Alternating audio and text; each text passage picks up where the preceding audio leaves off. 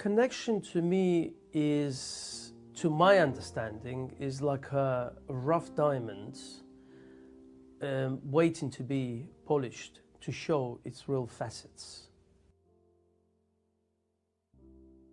People look at connection in many ways than just communicating between each other, also connecting to animals, to nature, to the universe, to the stars. We connect in many ways than one as people.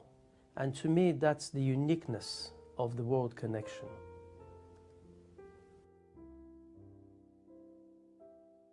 Art to me is like oxygen to a person.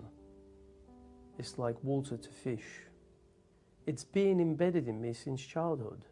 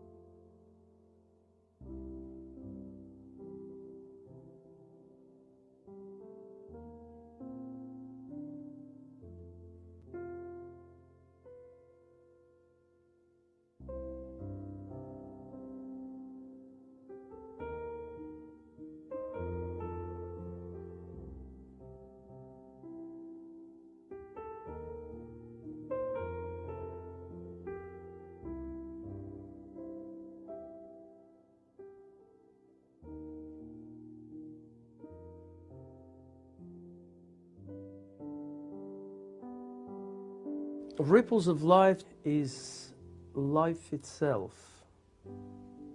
We're born, we live, and we pass it on to the next generation. To me, that's the ultimate ripples of life.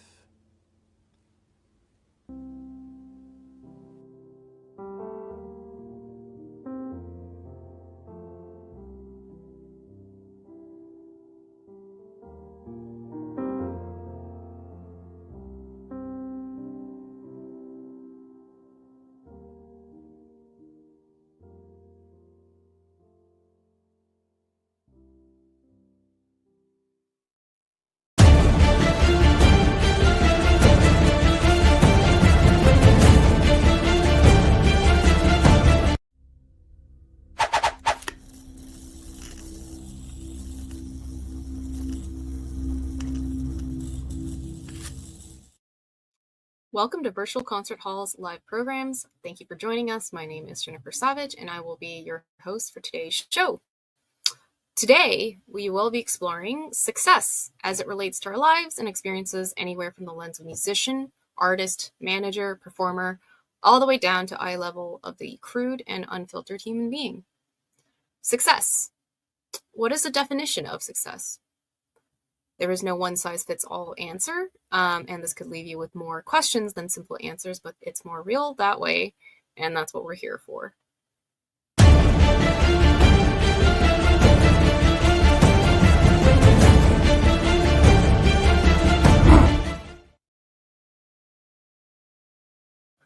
And here is a little preview to recap our last installment.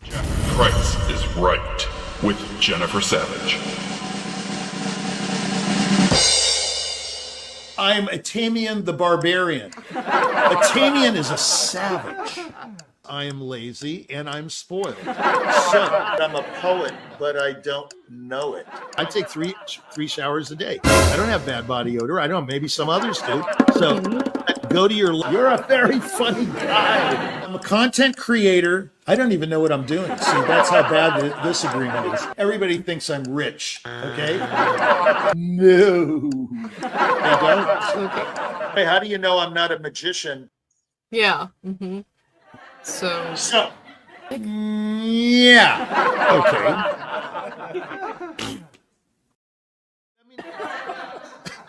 Okay. it gets a little tedious. You know, I do like the publicity. Okay. That's why I'm doing this show. I can just do whatever I want, you know. But then, good luck. Good luck. Okay. Yeah. I mean, I think the best thing is laughter. I really do. I just want funny. You're funny. I'm funny. We're all really funny. I've fallen so many times, you know, physically, man. I think I'm so stupid. I've tripped in the snow, and I'm thinking, man, I'm getting old bad.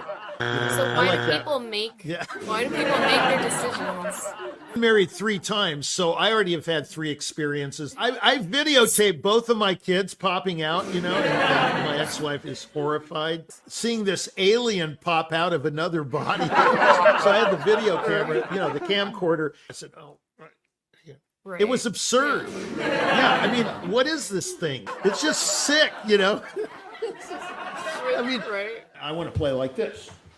You know, okay. Well, you know, it's possible.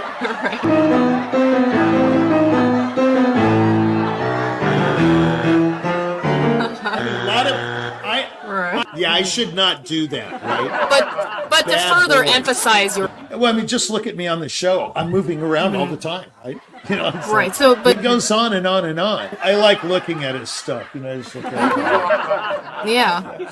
Oh, this is beautiful. Drum roll, please. Wow. I think he's got it. Facts are facts, but facts are not facts. And this is a fact. You can print that, by the way. I just made it up. And I've got my little... I love it. You know, I'm in the shower, like, you know, shampooing my hair, and I go, oh, breakthrough. Okay, so I don't drink a lot of water. Am I going to get a UTI and end up in the hospital? No, the thing is, then you say, listen, Atamian, how do you know all this stuff? Well, Jack Price is right. And that's a fact. Now, thank you.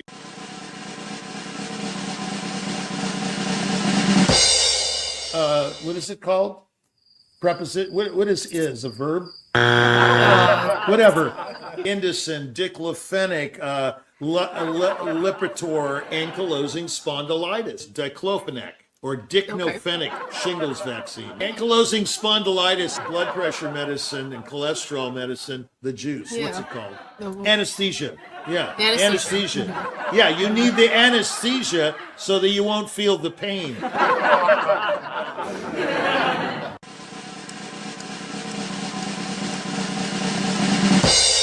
Yeah, well, of course, imitation is the greatest form of flattery. You know, Rich, I'm going to do some damage at the Philharmonic tonight. Depends on what the definition of is. That's who writes the history books, you know. Fingerings are everything, you know. Without fingerings, you know, you don't have anything, you know. Yes, I'm this. I want my pink pony, and I want it now, Daddy. God. I'm not saying it's bad, and I'm not saying it's good. Richie, I have something to discuss with you. That ain't the point. Point is. That ain't the point. Point is. That ain't the point. Point is. The point is. Are you going to talk about marijuana, or you know? Well, I don't choose the soloist. The executive director does, or the artistic director. Everything is spectacular. It's perfect.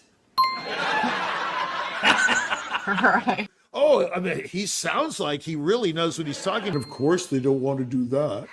Basically, this is therapy for me, okay? Jack Price is right. I like hearing my voice. What do you really think?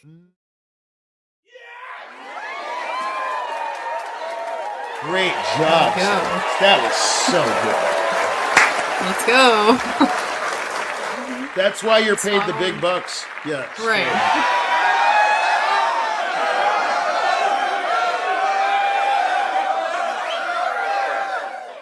And that was our last recap episode. And today I am excited to be joined live with co-host and celebrated partner in crime, Dick Ron Atamian, otherwise known as Jack Price. And just to give a little introduction, formerly known as Decron Atamian and now known as Jack Price, he began his career in artist management in response to his own career as an RCA recording artist after winning first prize in the 50th anniversary Naumburg competitions, as well as a crazy pianist who premiered The Right for solo piano. Welcome to the show, Jack Price. Thanks. Yeah.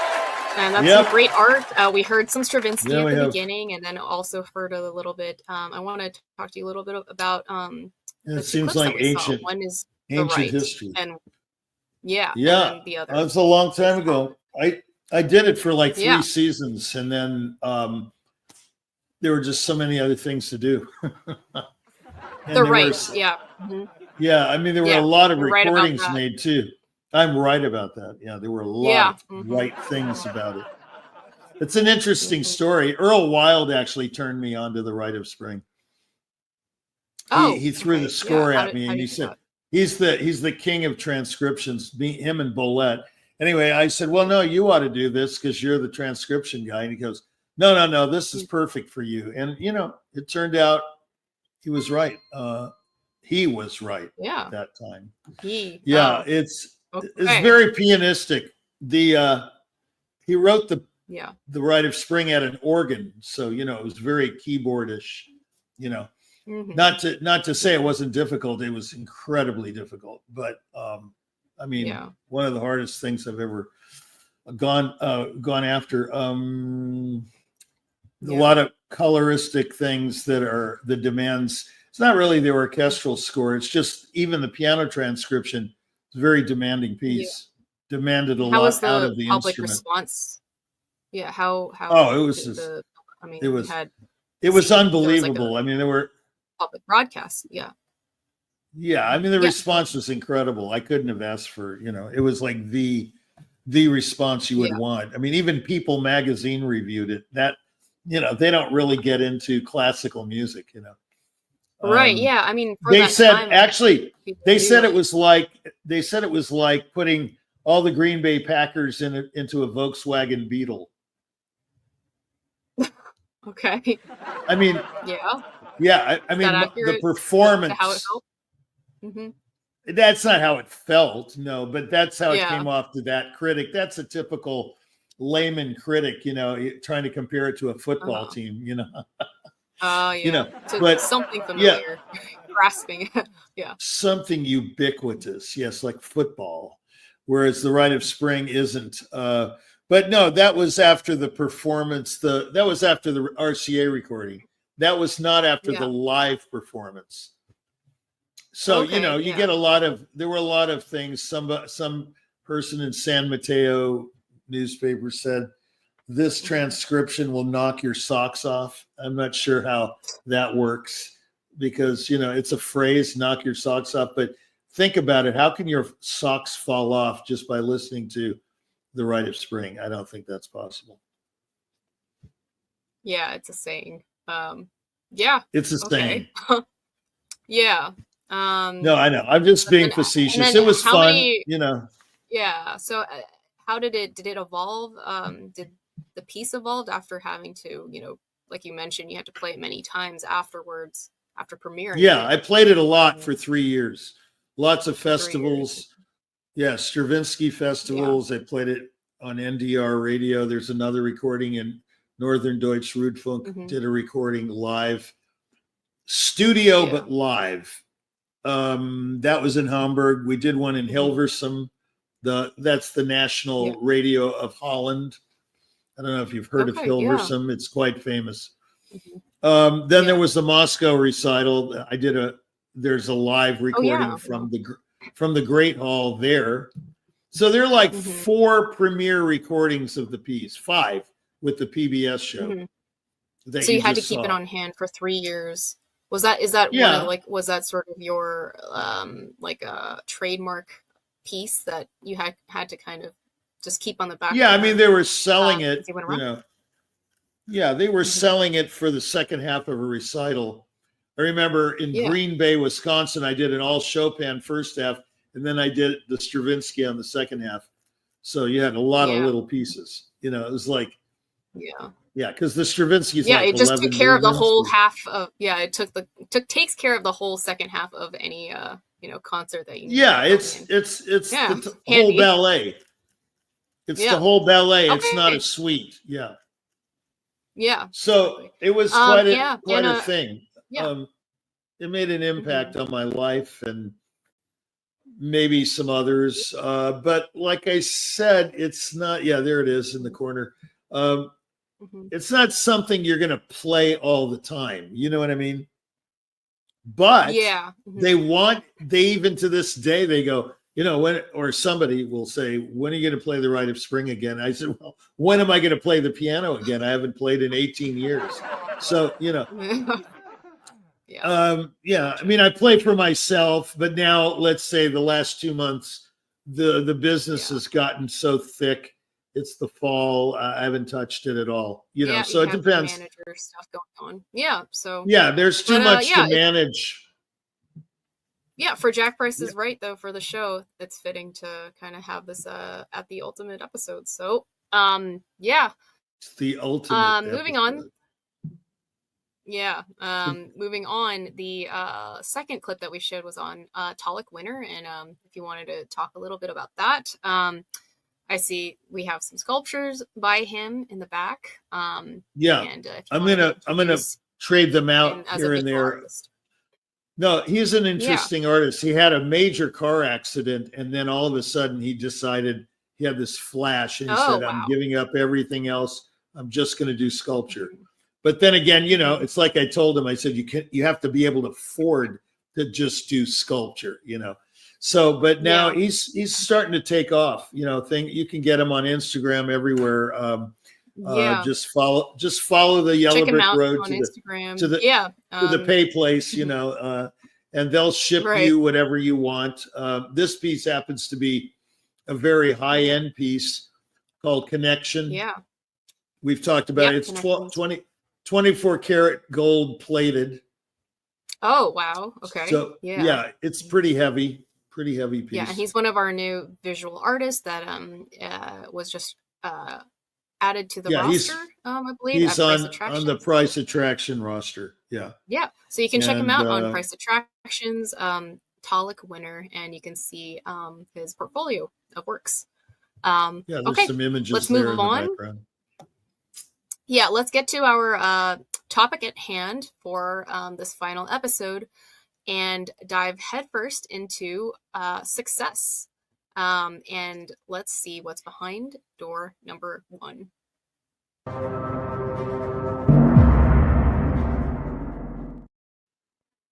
Yeah. Success. What exactly is it? Success. What's your definition? I like that thing. Well, definition, I don't know, but I like that phrase, are you ready for it? That's a question you should ask someone that's about to be successful, because it's a very important one. Are you ready for success? Many people are not. And we could go into all kinds of topics there, but this sounds like it's coming from your experience as a manager, that is as a well, there's so many definitions of success. Yeah. Mm-hmm. That's true. Yeah. Are you ready for it? No one ever thinks about that, huh? No, they don't. And they're just slammed into it, and then they don't know. Many don't know what to do. They turn to drugs and all kinds of things because they can't handle it. But that you say to yourself, well, I'm ready for success. Hey, just give it to me. If they can't handle it, I can. That's easier said than done, because success is a responsibility. It's a hassle. It's a lot of things besides the wonderful stuff that comes with success. First of all, let's define it. Success is different for everyone. My father thought it was different than what I thought it was. Therefore, we had a conflict. My mother thought it was something totally different than what I thought it was. And we had another conflict. So I had a conflict between both my parents and myself. And then they disagreed on what success was. So it's almost like we had 4 points of view. Here's for me, it was just excellence in music. I just wanted to be the best I could be. That's all I was interested in. A lot of people don't view me that way. They think, oh, he was star crazy. You know, that's only because I had a measure of success. Get it? So a measure of success can really throw people off and say, oh, that's all he's interested in. He's looking at the stars. Or he just wants to brand his name. No, those things happened. I mean, the name Atamian just happened. It happened because it was well planned out by various people, including myself, but we didn't know if it was going to happen, but it did for a certain level of success, you see? So I'm digressing. As we go into this conversation, you're going to see, it's like the Grand Canyon has layers and layers of rock and sediment. This topic is probably the most layered topic I could think of. Success has many layers. Oh yeah, I mean it's just so complex. It's more than the truth and belief and this and that. They're pretty much blatant things, but success is a matter of interpretation. You see what I mean? Right, so, because it's so different. What is and what is it? Correct. What is your take on success? What is my take on success? Well, since it's my show, we can go a little longer today, perhaps. I'll say that success to me is succeeding at the thing you love the most. Okay. Now, that doesn't mean making the most money. And that does not mean looking your best.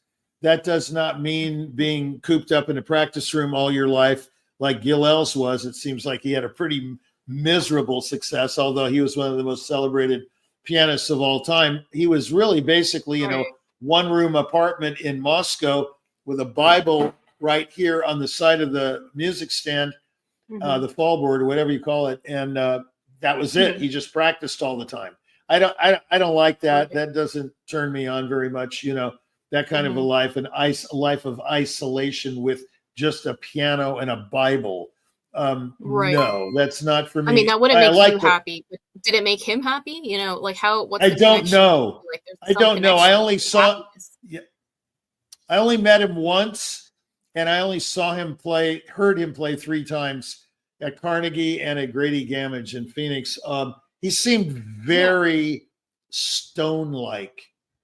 Unlike his playing is warm and gorgeous and voluptuous sound. You know, I love Gil Els' sound. I have, you know, we all have our opinions, but I think his sound was just his Chopin E minor with Ormandy is absolutely unbelievable. It's like velvet, you know. And so, you could, of course, criticize anything, but the point is, he was one of the greats. And I don't know if he was happy. He didn't look happy. But what seems is never what is. So, I mean, I seem a certain way to you, right? Everybody thinks of a person after they've seen them several times, make an analysis and a judgment call. Right. Yeah, it's the cover on the book, right? It's don't judge the book by its cover because there's so much underlying material. You can't really go by the title or the book cover or whatever, or the veneer that appears to be. The Grand Canyon. Yeah, I mean, it's layered. It's layered. Well, no, the Grand Canyon, though, is what it seems. It's this fantastic display of color and rock, and it is a canyon. You cannot deny that, you know, the erosion and so on has created this mile deep canyon. But success is not like a canyon. Success is in the eye of the beholder. Success has so many interpretations. So let's start with some instead of just talking about how impossible the topic is. Okay. Yeah. Some people define success as what I just said, succeeding at the thing they love to do.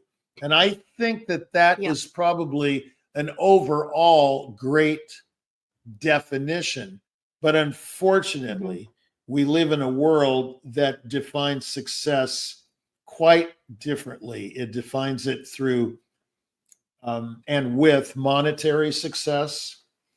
If you make a lot of money, you are successful. If you own a lot of land, you are successful. If you flip 200 houses and make a profit, you are successful.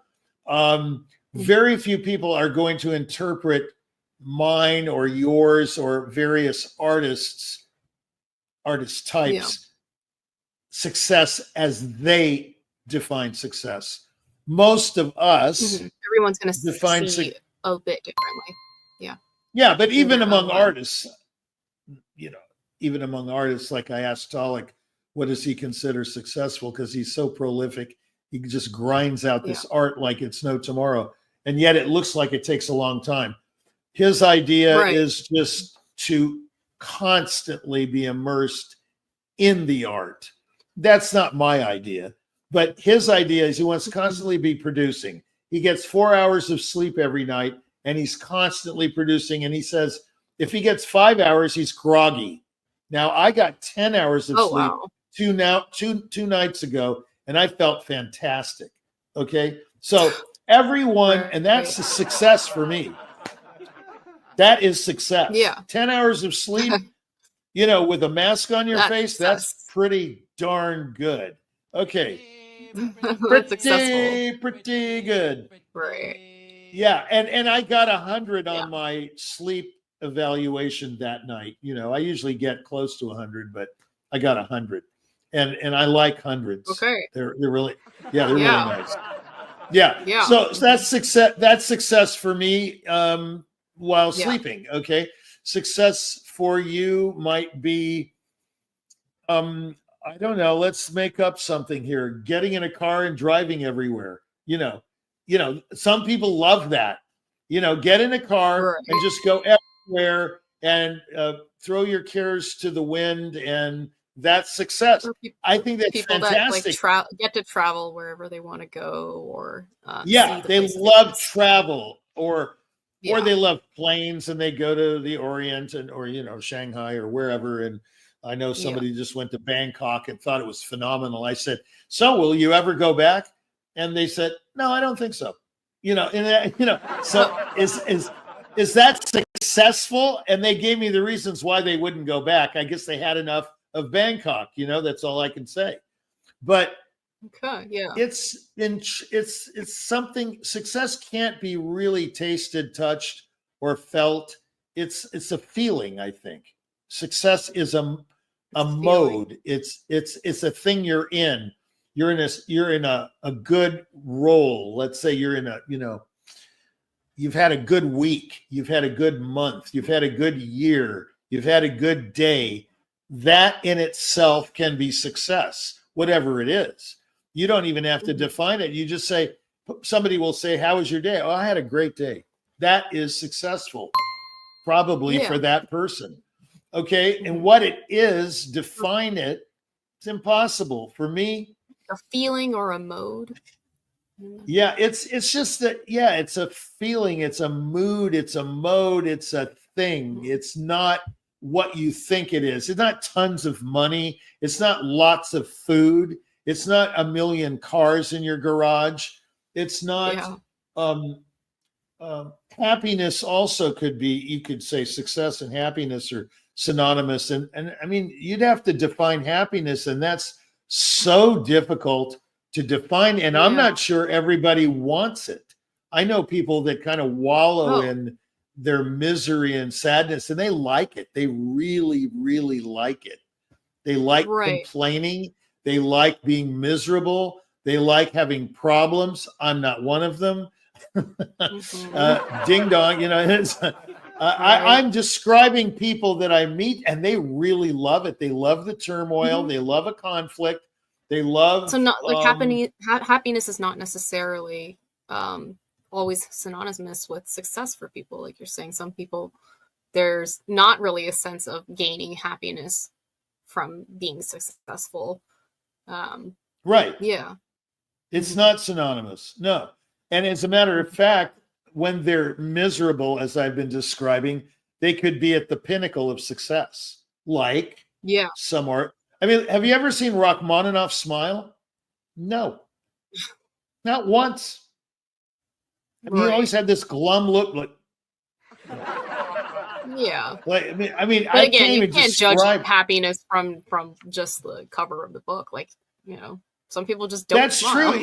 He might have laughed a lot in his life, but I have a feeling like Brahms, he was one of those, he would just struggle over things, like a new piece, or say, yeah, it's not really ready, this kind of thing. I think that someone like Rachmaninoff was a brooder, and Brahms was a brooder, especially considering his personal life, and starting out in a whorehouse. That's not exactly a good start. When he was 12, he was playing an upright piano in a house of prostitution. That is not a good way to start. That's not a good way to start a concert career. Okay. But, or a career in composition. But to me, he's the greatest composer that ever lived. I will never betray Brahms. He's the greatest. For me, he's the greatest. He's up there for you. And I could go on and on about it, but we don't have time. So the thing is, success. I'll define success. Brahms. That is success to me. No meat on no fat on the bone. He developed every little kernel of thought to the nth degree. It's so developed that you can't even call it development. It's just the whole piece. Everything's developed. He doesn't. So what you see as successful is the degree of how much someone develops. Well, when it comes to composers, like the degree and depth of which they develop musical ideas or themes, all of those things. Yes, for me, success in composition, although I'm not a composer, is development. If you just keep stating things over and over, like, a theme, and it's undeveloped, and that to me is not success. A composer achieves success when he has original thought, something urgent to say, and he says it in a way that doesn't sound the same over and over.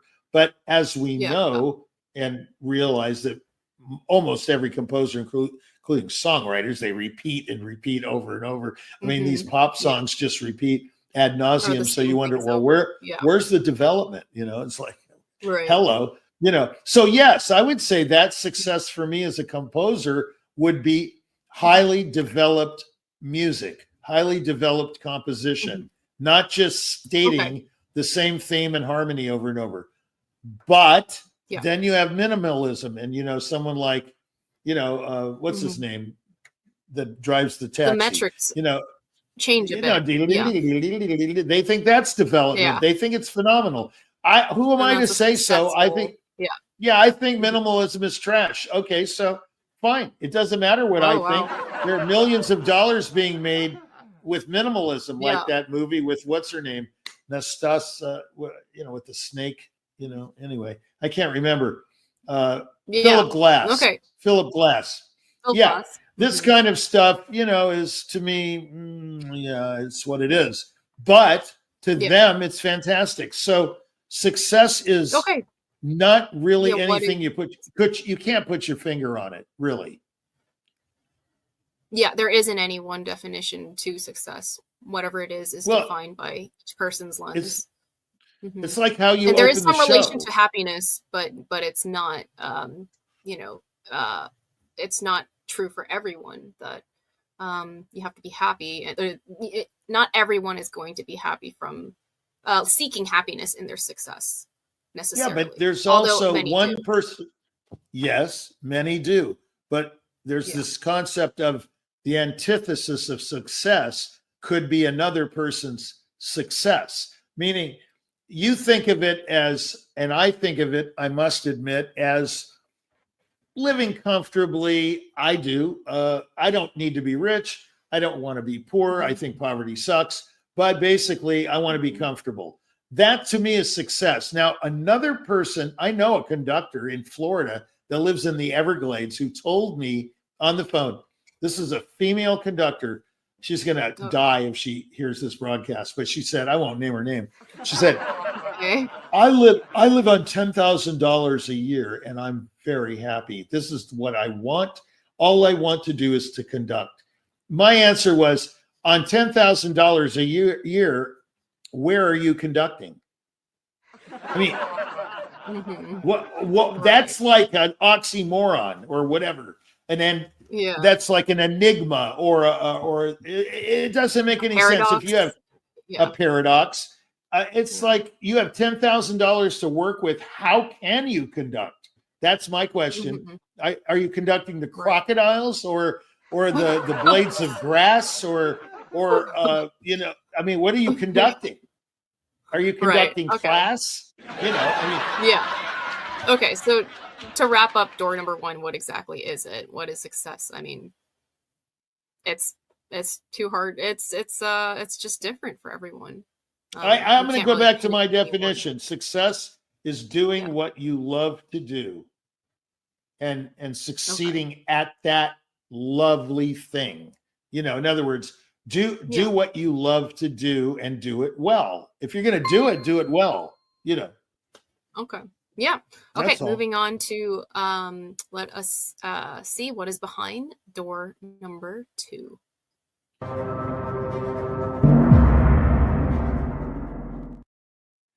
So, success. So, who decides that you are successful? Well, yeah, this is the problem. I remember when this came up, I thought immediately of judges and lawyers. Okay. Yes. They should be preoccupied with interpretation, but they're not. They're preoccupied with enforcement and expediency. You can print that. Okay. That's pretty good. Pretty good. Okay. So a lawyer, thanks, Larry. Pretty good. Okay. Yeah. He's really long-winded. Okay. So the deal is, take the case of you break the law. You need a lawyer, or you get in trouble with a partner or whatever. You need a lawyer. You go to the court. Believe me, these guys, their idea of success is Andy of Mayberry reruns at 12:30 p.m. Okay. They're rushing home to watch Andy of Mayberry and Opie catch some fish. That's their idea of success. They don't want to go to court. They don't care. It's all about, okay, case number 1, case number 2, get it over with, judgment, boom. But where's the interpretation? That's how a lot of people go to jail that don't deserve to go to jail. A lot of people get judged for murder cases and whatnot absolutely incorrectly. It's just a haven, and you're breeding disaster when that's your idea of success. So be careful how you define success. Success is in the eye of the beholder, is in the eye of the beholder, but come on, let's have some standards. Give me a break. Let's have some standards. Okay. Yeah. And what are they? So define the standards. So I just said it for me. Interpretation versus enforcement and expediency. I do not believe in expediency, and I do not believe in enforcement. I hate authority figures, for example. They turn my stomach. But there is a need for them, and there are some good ones. But most of them abuse their authority. You see? Right. So that's not successful to me. So if you're a lawyer out there, you should be successful. You would be successful if you truly interpret your work and take time and care, and not just rack up a bunch of fees. So and you see interpretation as a standard that should be upheld. Yeah. I mean, I love the law, but I don't like lawyers. Yeah, we've I love throughout the show. I love the law, but it's never done right in my book. Very rarely. All right. Very rarely. Okay. So, but then back to subtopic number 2, like, who decides that you are successful? Is it I just yourself? told you. Who is it? No, others. I mean, others. Like you walk into a courtroom, you're at the mercy of the judge. If he's had a coffee and a donut, he's maybe fat and happy. If he had indigestion, you're in for a long morning. I mean, let me tell you, I've had experience in this area, and I'm telling you that courtroom drama is like the drama in life. It mimics life. So the answer to your question, simple answer, is others? Ask the question again. Who decides that you were successful? Other people. Other people. All right. Okay. Moving on. Yeah. Let's take a quick break here and check out some clips that we have in store from the Jack Price is Right archive, and stay tuned.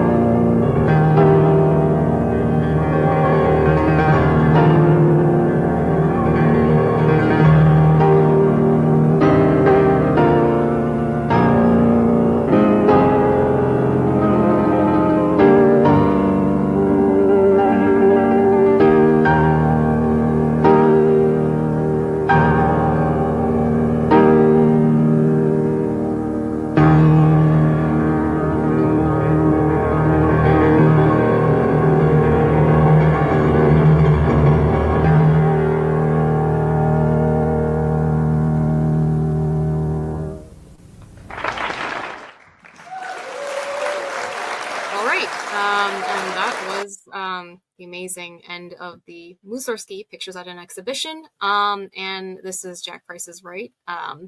We are live on Fridays, and well, this is our final episode of season 1. You can check us out on virtual concert halls. All of the lists of all our previous episodes from when we started way back in July, with the first topic of truth. They are all on our websites. You can check them out below, and on virtualconcerthalls.com, as well as Price Attractions. And yeah, let's bring Richie back and move on to our final subtopic for success before we discuss the season. And yeah, let's take a look at what is behind door number 3.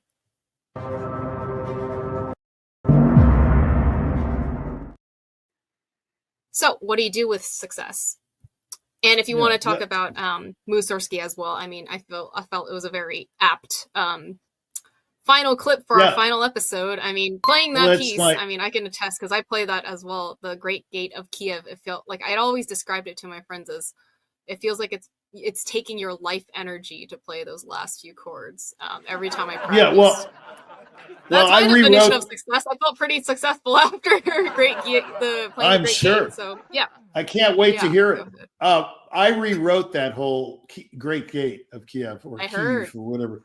Yeah, I mean, I worked on it with Bolette, and he had some very good ideas, and I elaborated on them. He added clusters of notes all over the place. The original is a little down there. Yeah, it's a little naked, you know. It's sparse. Yeah, it's he could have.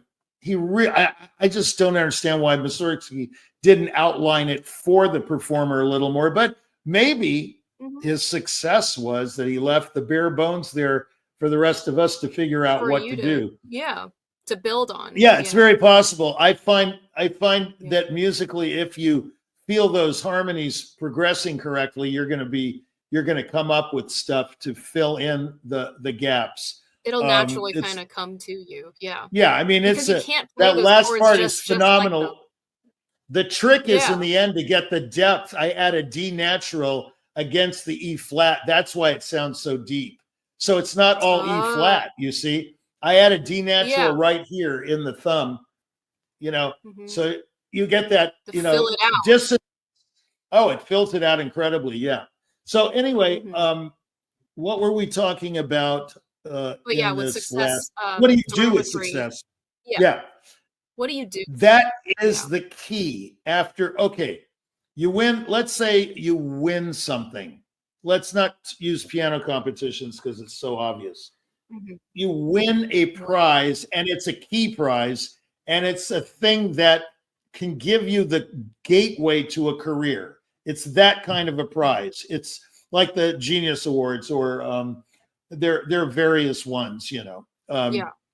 The Nobel Prize. Okay.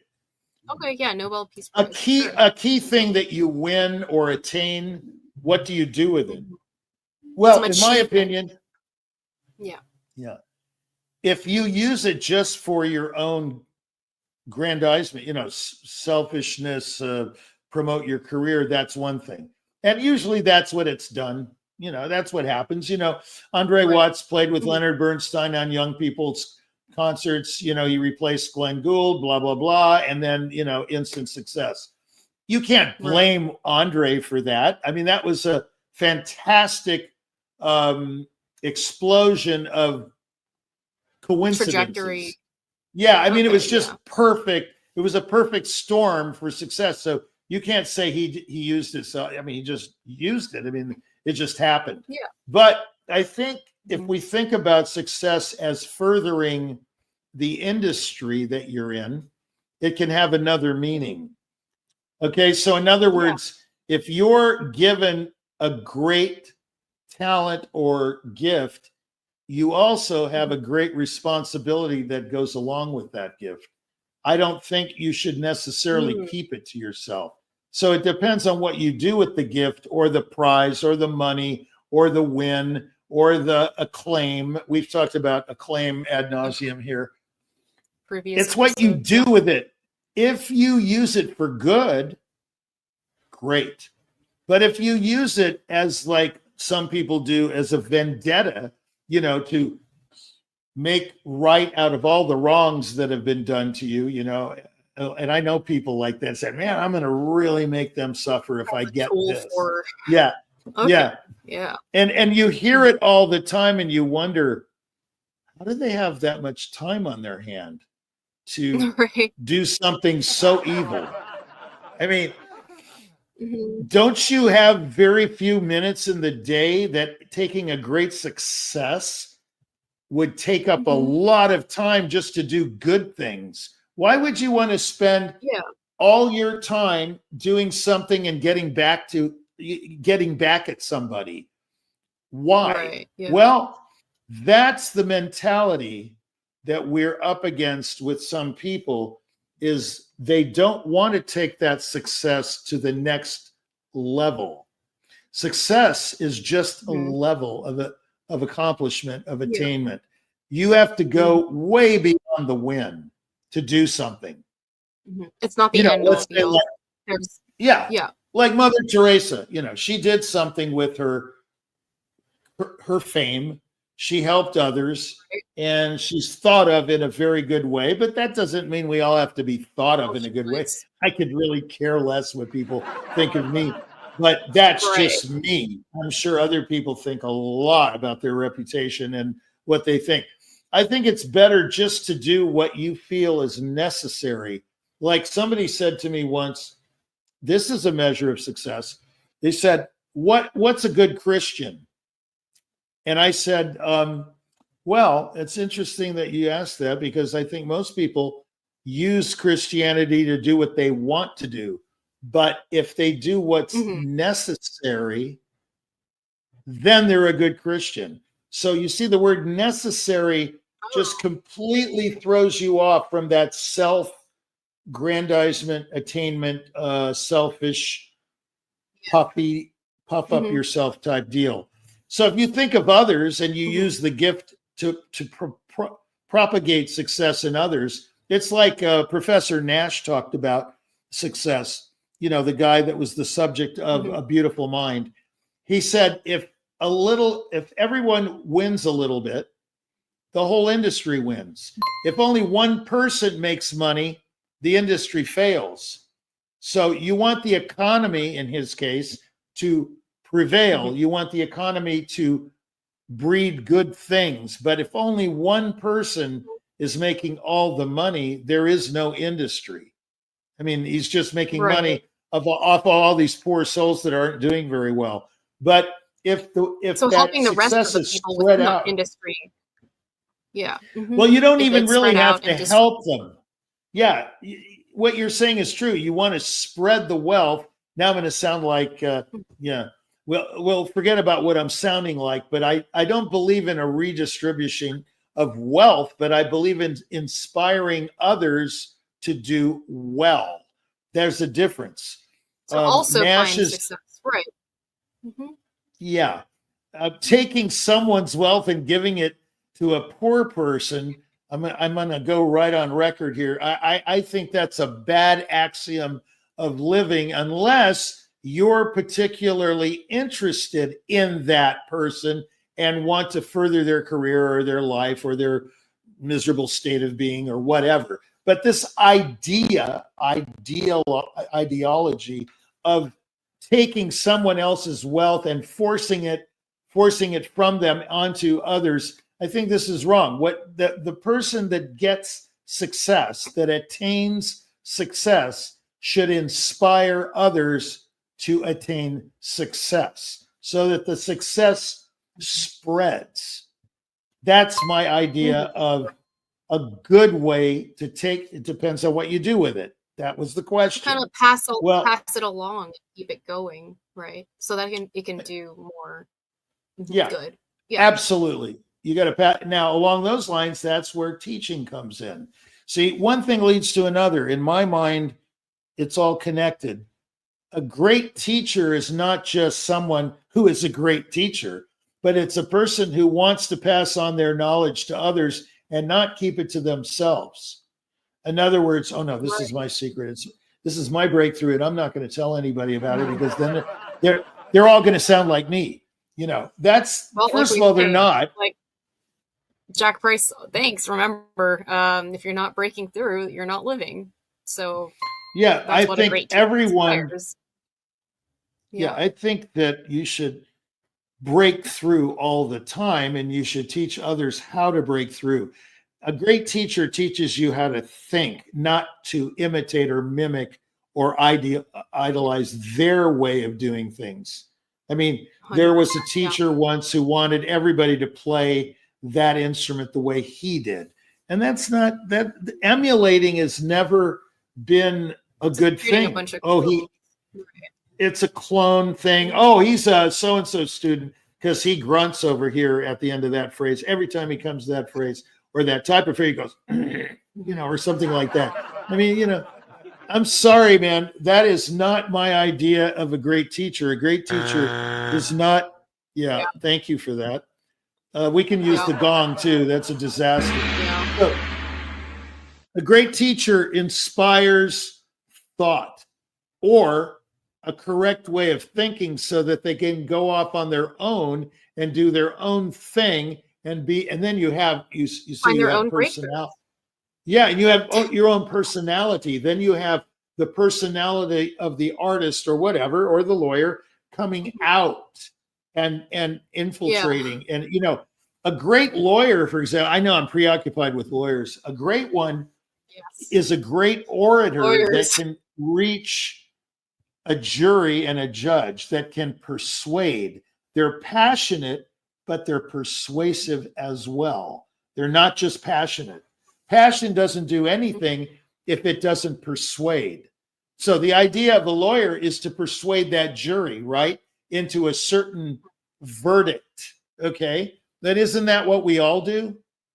We all should be passionate about what we believe in, and we should expect a verdict that comes out of our work that's put into that thing.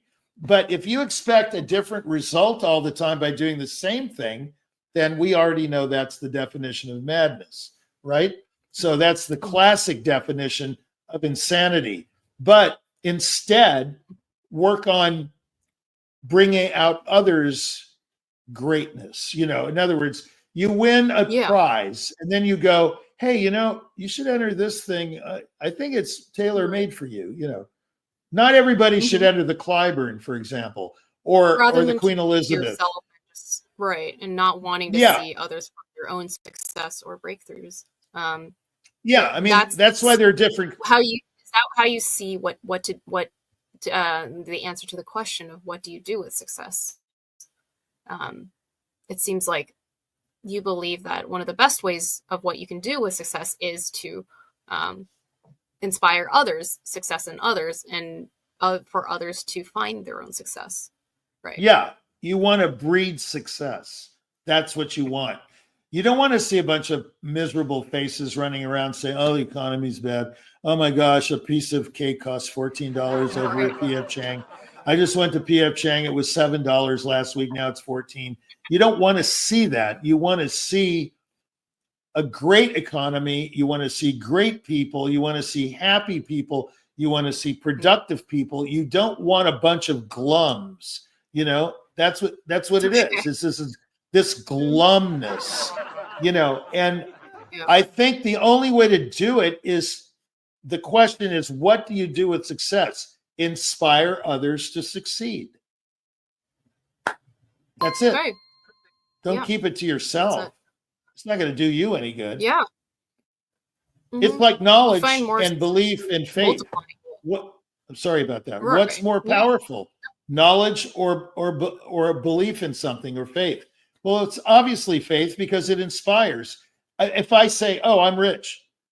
Oh, so it doesn't do anything for anyone. Oh, I'm rich. I'm really happy with that fact that I am rich. Well, it doesn't do anything. It doesn't mean anything. Have you done anything with that? Yeah. I mean, sure, you can do stuff with your money. You can give to the poor. You can give to causes, blah, blah, blah, blah, blah, blah, blah. And all those things are wonderful. But it's, I think, even greater to inspire others to do that. And the only way you can do it is with a measure of success. That's my famous line for me. And also a measure of selflessness, right? Because for some people, maybe what they do with success is to just simply keep their money and make themselves happy, right? And gatekeep it, or keep it all to themselves.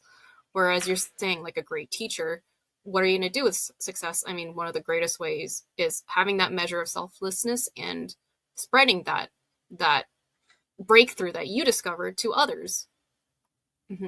Right. I do not think giving things away is a way of spreading greatness. Greatness is spread by having a measure of success and teaching the next person how to have a measure of success. That's the only way to propagate, I think, a healthy society. But this idea of giving stuff, no, they don't learn anything. I mean, you know about the classic case of a spoiled child. They grow up to be 40 and they're living with their parents. I mean, this is not exactly what we want. We want people to think on their own, to do on their own, to feel on their own, and have their own life. I mean, why would you want them cooped up in your world? I mean, the last thing I want is a bunch of people living around me. No, I just want to be left alone. I mean, it's obvious I like being alone, right? So, that's a little extreme. I'm not saying that is the ideal happiness or a measure of success, but a measure of success goes a long way, is what I'm saying. And what does that mean? It goes a long way in inspiring others to do so. It doesn't do anything to just have success. Oh, I won this. I got this medal from the mayor. He says I'm the greatest taco maker in town, or whatever it is. This doesn't do a thing. This doesn't do anything. Yeah. You should inspire other people in your industry or place to do well. That's all. Okay. Yeah. Any other final thoughts? This is our our topic or on our final episode on success. And it looks like we went over what exactly success is. I mean, it differs between every person, and who decides that you are successful? Other people. And what do you do with success? I mean, Jack Price thinks the best thing that you can do with it is teach other people to find their own. Yeah, if there's nothing else with success, we can go up and go on and take a look at a clip that we have of the best moments, just a compilation filled with all the best moments and all the bloopers of this past season of Jack Price is Right.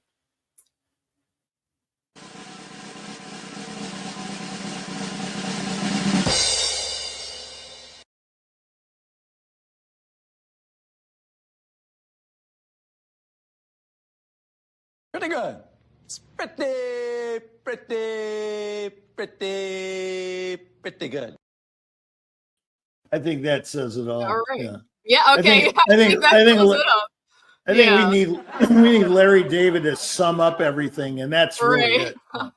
Well, that was the That's compilation amazing. of all of our best moments of season 1. And yeah, I just want to ask you, Irichi, Jack Price.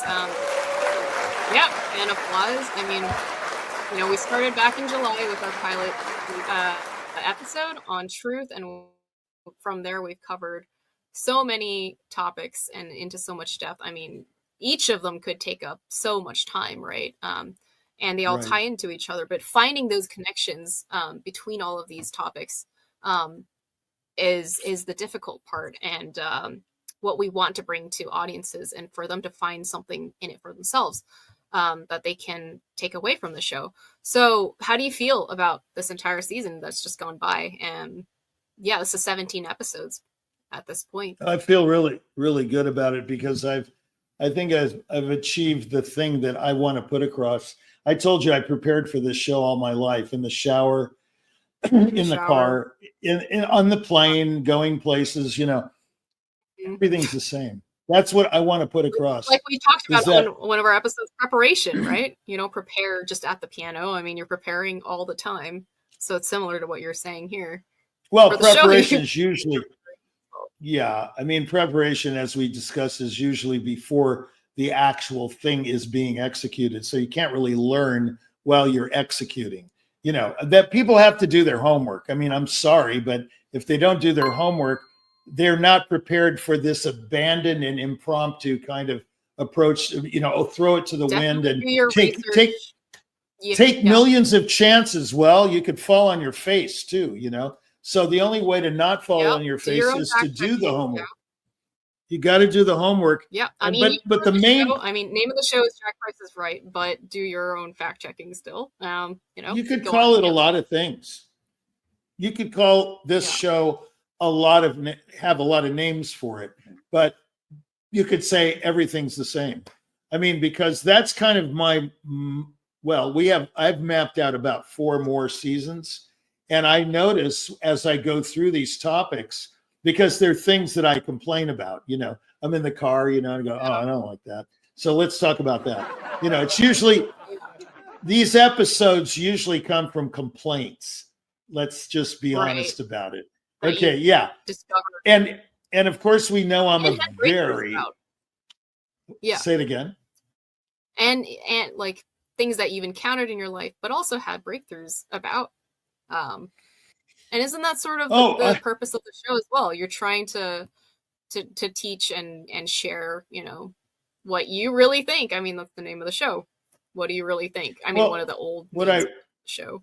Yeah, what I really think is that breakthroughs are the key to success. So there you go. You wrap up the whole series in that phrase, because if you don't constantly break through, as I said on the website, you're not living. That's not living. It's like walking. You're asleep. You're not really moving around. Even if you are moving, you're just going through the motions. It's like a traveler. Yeah, you're not getting it. It's like the traveler that goes to all the 4 corners of the earth but does nothing. He's just, you know, like a salesman, for example, that is not inspired about selling what he's selling. He's going, oh, okay, I got to go to Cleveland today, and I got to go to Beloit, Michigan tomorrow, or wherever it is, or Beloit, whatever. But so There are you probably felt three. that you've gotten a bit. You feel you've gotten some, like, a bit of what you wanted to, like, you've started getting what you want to express to the people out with the show, right? Yeah. Okay. I'll reveal a secret, and it's no secret. What I really love is talking. Okay. No secret there. There's absolutely no secret there, because I can talk forever. Now, if I can talk forever, is that really a good thing? And is that what I'm in love with? Not really. I'm in love with the topic. Very good. Thank you, Kiki. I'm in love with the topics and expanding on the topics and finding what the real maybe kernel of thought is there. And then, like we were talking about a tree growing, like it starts with opinion, an idea, then belief, then faith. See, there's a process there. Okay. You don't get faith out of nowhere. Oh yeah, I believe in that. Yeah. Like, come on. It's a process of belief. Going somewhere. Yeah. Yeah. There's a start, there's a middle, and there's an end, but then the end keeps going. That's what some people don't get. They think, this is definitive, this is the end of it. It's not. It's okay. I can sum it up this way. There was a person who said, we live two lives, the life we learn with and the life we have after that. Now, think about it. We never stop learning, but there is a point where we have to say, okay, enough is enough. Potential. I'm tired of talking about potential. Let's get some results. Okay. So there's the life we have as we learn, you could say as a student, and then this the life we have after that. That's utilizing what we've learned. So you have the learning process, then you have the application or the implementation of what you learned. Those are the two lives we lead. Yeah. That's it. And then hopefully at the end of your life, you say, oh, I accomplished something, and I didn't, it's not in vain. And, it wasn't all worthless. You think back on it. Right.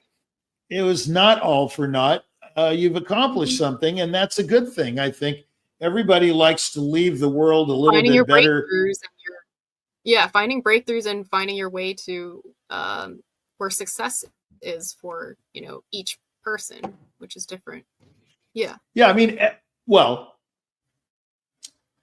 in every one of these episodes, everyone is different. So defining these things, there's so many definitions, like you say, one doesn't fit all.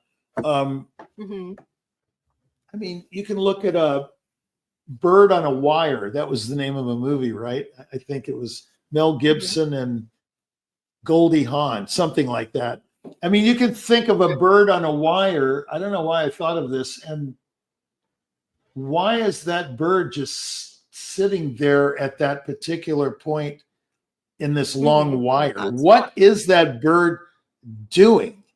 Well, have you ever seen all those birds that have little conventions?